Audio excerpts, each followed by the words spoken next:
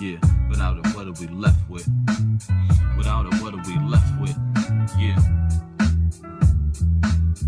Yo.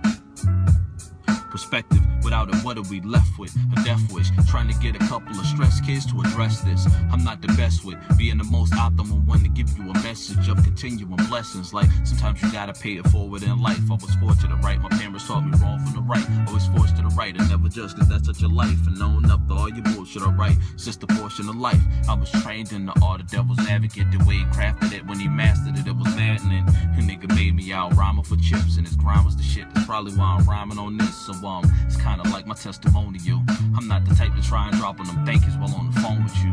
We ain't into that sentimental shit, but I can show you that I get it whenever you hear me spitting it. And simultaneously drop the knowledge for all of these youngers. They need to hear it but don't want it. It's quite the conundrum that I would say. Give them knowledge and they don't give you the time of day. But I won't play like I got it the first time around. Lost and found when my grandfather told me I let him down. Him and my pops worked hard to make a better way, so it was faith that I recovered. That's why we're here today. Perspective, yeah. Without it, what are we left with? A death wish. Without it, what are we left with? A death wish.